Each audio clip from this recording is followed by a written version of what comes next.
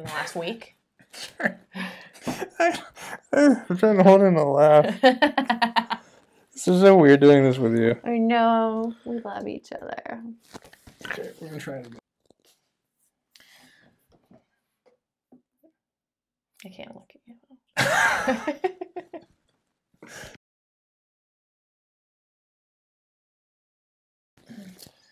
Let's see. Daddy, you want to start? I don't know. All right, well, so this is my wife. Hi. And she is, well, I'll let you introduce yourself. Why don't you introduce yourself? Tell us who you are, what you do. Okay. I'm Camden Bianco. I'm married to this handsome man right here. I am a therapist. I'm a mental health therapist. I'm a counselor. I've been doing that for 5 years now, 6 years. I'm trying to remember like how many years we've been out of seminary, like 6 years. So I talk with people a lot. That's what I do, among other things. Maybe tell us what else you do. I take care of our kids and you. I feed us all with a full-time job. And I draw and paint in my free time. Yeah. And how many kids do we have? 2. They're really cute. Good. Yeah. So we are here today to talk a bit about the coronavirus and how that's impacting us, but also to share some information about maybe marriages and how to handle marriage in this time of the coronavirus. So can you tell us maybe a bit about how the coronavirus has impacted you, what your life is like? Yeah, so for us, I don't know how much people know, you have some autoimmune diseases. So when all of this started to happen, for us, it's a higher level of caution we have to take. So for me, I feel more calm now, but I would say the first 3 weeks of the 4 weeks of this was really, really stressful. Like I was really anxious.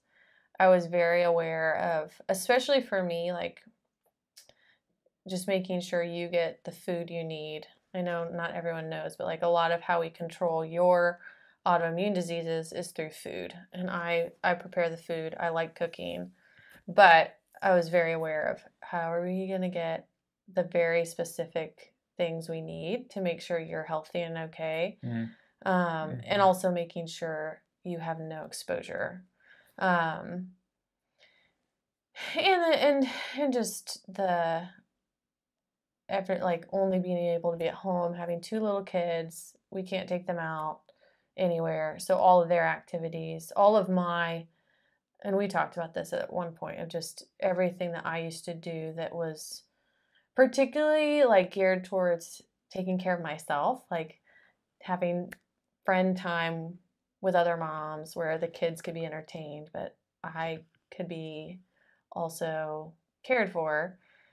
All of that was gone. And so figuring out what does life look like when I'm with them all the time, and the supports that used to be there are gone. I think all parents are trying to figure that out.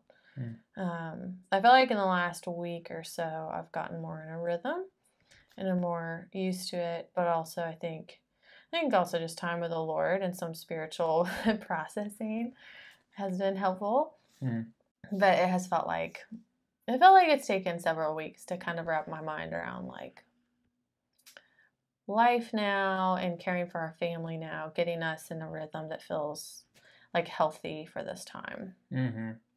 So I heard you mention a bunch of things. I did talk about a lot of things. That's okay. Anything from food gathering to time alone, time with the Lord, time with friends, all that's changed. Yeah. How has that maybe emotionally impacted you? Like, this is the things that are wrong, but yeah, how has that affected you? It's mostly made me really anxious. And I think with that anxiety, for me, it can come out towards you as impatience. I don't know if you've noticed that. But yeah, I think it's mostly anxiety, like stress and anxiety. I shut down when I get anxious, so it's usually like a quiet little storm. That's probably mostly how it's impacted me. So Camden, you're a counselor. I'm a pastor. We both have jobs that we have to care for people. Do you just want to share with everyone what you were doing right before this interview? Yeah. I video counsel, so all my counseling is online now, and that's been a big adjustment. I think it's been weird talking about coronavirus, so all my clients are anxious about it, and they're all thinking about it, and they're all talking about it, and they have been since this started. And it has been something that I also am very anxious about. And so it has been weird as a counselor to, like, every session, like, every person is talking about it. So for the first several weeks, I felt like I was going into an already anxious situation with my own anxiety, and most of the time ending sessions and just being exhausted and even more anxious, and just like kind of that buildup of tension, which I'm not used to. Usually my clients have a lot of other things going on that are very different than what I'm going through. So this has all been a huge adjustment, even as a therapist, of figuring out how do I be present for other people when sometimes my brain will just go blank. I'm like, oh, I'm worried about that too, and I don't know how we're going to deal with that. So being present was hard and kind of an adjustment the past couple weeks. I feel more able to do that now. Just for the sake of understanding, do you want to share why you feel anxious? I feel anxious. I get really anxious over your health. I get anxious over when we can see my family again. They live far away, and so just knowing we probably won't get to see them for a long time.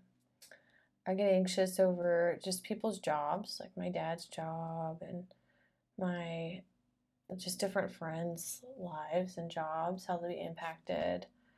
I get anxious over just the implications for our family, of just how cautious we'll have to be. Like we're not in a sense like normal family in the way of like we're not just two healthy, normal immune system 30-year-olds. So we have to be more careful. I get anxious about everything I hear on the news. So it feels like anxiety from a lot of different angles.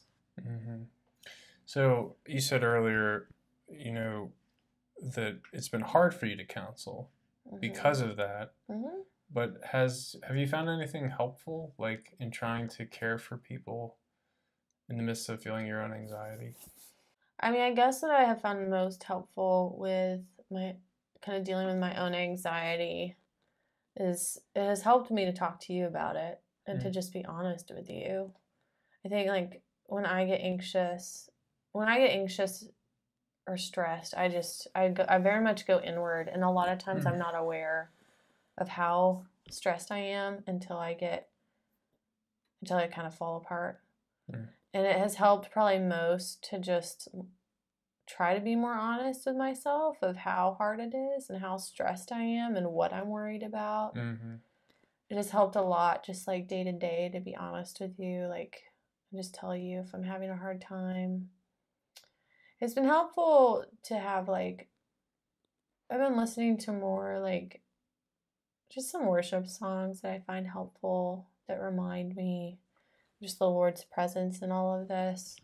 It's been helpful. I think one in particular I've heard you listen to is one we sing in church, right? Yeah, I've been listening to a lot of, was it Jesus Strong and Kind, a lot. That's been helpful. And you've been helping by like giving me breaks. So that's been huge, and just giving me like some time to take care of myself and to have a little more sanity with the kids. That's been great. So that's a good segue actually into talking about marriage, Mm-hmm. which is the main thing we wanted to talk about. So we know, for instance, that domestic violence has increased, not in our home, but in the world at large because Yeah. people are spending so much time together. So Mm-hmm. I'm interested to hear from you both your thoughts on how we can live together well as married couples, but Mm-hmm. maybe before we do that, how has this affected our own marriage? I think I feel like we've been pretty good, actually. I think it's helpful that we're both pretty good at keeping ourselves occupied, and we're project people, so we each find our own projects. I think for me, what has been the most helpful, which I kind of mentioned earlier, is the communication piece of me Mm, working on recognizing my own stress and anxiety and mm-hmm, talking about it. mm-hmm, I think you're better at talking about it. Um, I usually have to have it pulled out of me a bit. Um, but I think as I've been able to do that more. That's helped a lot mm. with our marriage. So maybe can you share with people like how do you get to that place of talking about it? Because I imagine a lot of people Yeah, struggle to get there, or they get there in a bad way. yeah. I get there in a bad way to start with. So I do think, I mean, for me personally, like it's, I mean, it's humbling. Like I really run away from my anxiety for a long time, and it usually, like, I don't usually realize how stressed I am until Mm, you'll do usually something benign, and I'll be snappy. Um, I think it's almost always you asking me first if there's something wrong before I'll be like, something is wrong.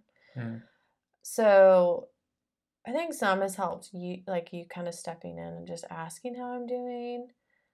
And then I think I've been trying to work on taking more responsibility for myself mm-hmm, and being more attentive to like how am I doing today? mm-hmm. Can I communicate to you that today? Um, So I'm curious, though, still on this initiative piece, mhm. because many people might not have me as their husband. It's true. Many don't. Dare I say, anyone other than you. Um, Probably there are many husbands. I tend to be somewhat intuitive, so I Yeah. can kind of pick up on that. But there might be many husbands Mhm. that are not intuitive, many spouses that are not Mhm. intuitive. If you're a counselor, what might you say to them? I would say, I think for couples, it's important to realize like we all deal with stress differently. And this is a very stressful time. It's a uniquely stressful time. And so I think in a lot of marriages where like we all kind of have a rhythm of how we handle stress and anxiety in just a normal time, but that can be really different than in something this big and prolonged. And so I think it's important maybe as spouses to just sit down and actually talk through like how are we doing and in what ways are we handling stress and anxiety different? Mm, Because you might have one partner who's fine, who's like, I like being at home. It's kind of relaxing, and the other's freaking out. And I think it's important to let each other have whatever stress and anxiety they have in the way it presents for them, and then just talk through like, well, how do we each support each other in that? And not, I think the problem couples can get into is like a criticism of, you know, you should be worrying more, you should be worrying less, you should mm, be X, Y, and Z, instead of just being like, you know what, you're more anxious. How can I help you with that? mm-hmm, Or you're being, kind of lazier in the house, but maybe your laziness is actually more of a, I feel overwhelmed. And so mm-hmm. I would just watch Netflix. And maybe we should talk about that and what can be helpful instead of just kind of being critical. So that's kind of a good principle in general for Mm-hmm. marriage. Like when Mm-hmm. one's person struggles either directly with something or indirectly, like maybe being disorganized, something Yeah. like that. It's always better to ask how can we support them, not how can we attack them Mm-hmm. or just tell them how bad they are at something. Yeah. Yeah. Mm-hmm. So, in what ways maybe have you I'm not trying to toot my own horn here, but I know, but you're pretty great. how have you felt? What are ways that you felt supported? Like, I think you're. that's not to edify me, but that's Yeah. to say, like, what are some examples that people might be able to follow? Yeah. So I think one is talking about it. You're good at initiating. So maybe just having a spouse say, "Hey, let me just bring this up." Yeah. Mm-hmm. Yeah. So initiating it. I think you're good at listening. And so making sure you're really in a mode of listening instead of correcting. As you listen to your partner, trying to really hear ways to support each other. So for one person, it might be they just need to be able to talk when they're anxious, and all they need is to just be listened to. For another, they may need help. Like you've helped a lot. Like I feel like times where I'm feeling overwhelmed, you've listened, and I've seen you then take Elisha more, help out with the kids more, make sure that like I can get a shower in the morning, things like that are just like very practical ways to make sure that I'm also being taken care of in the areas that I've told you are hard. So I might add one to that, which is one. Just one. No, I guess. Well, which is just what you brought up earlier. You know, it can be helpful for a spouse to check in, to bring up things, but I think we're all responsible for ourselves to bring things up. We are, yeah. And to tell our spouse our needs in a respectful and kind way. Yeah. Right? Not to just harbor anger or bitterness. Yeah. I think it's easy for all of us, and I know for me, like it's easy to just expect you to see, well, clearly I'm overwhelmed. The kids are home, I'm stressed, there's all these things going on, and I can just expect, like, you should see it. And not be the one to just take initiative and be like, well, you're busy, you have your own stuff. I can be the one to tell you, hey, I'm feeling overwhelmed. Can you please like get the kids ready for bed for me? Instead, usually it'll come out as frustration towards you. And so I think that, taking ownership of our own stress and our own emotional space and kindly communicating to the partner where we need help is important. I'm working on it. Do you have anything else you want to say or share with people? If you need to see a counselor, they're still meeting online. Yeah, they are meeting online. This one might be full. I am full, but I'm happy to help you find someone. I think that's... Oh, the one thing I did think about, particularly in marriage, is I've heard from some people, just like with all the rhythms interrupted, I think it's still really important to find time where you're having fun together, where there's some like play and romance, and we can't go out anywhere. So I think like I would encourage people to still find time and ways to be creative, but finding time to like play games together or make a fun dinner. Or paint the den. Or build a garden together. I think these are projects that we've had. Does painting the den count? I liked it. It was really nice doing that with you. Yeah. But I think you can figure out, like... Not quite a date. It's not quite a date, but it's doing an activity together. It's a date when you're married with children. The standard gets so low. And so, so finding time to actually do some fun together so that it's not just... We finish work, we're both grumpy, we're watching TV together, and we're grumpy. But really trying to find ways to, talk and process together, but make sure you're having fun, too. Well, that's good for me to remember. Yeah, let's have fun. Okay, well, Camden, thank you for being on this YouTube channel. I think we're going to start doing more YouTube videos about marriage in this time of the coronavirus. So perhaps if you'd be willing... I might be back.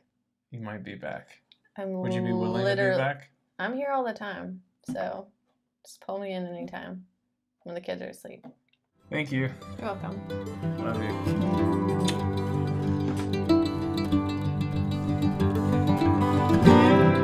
figure out. We gotta cut this. I just burped into the mic twice. I don't think they want to hear that. Okay. I'm sorry. And again.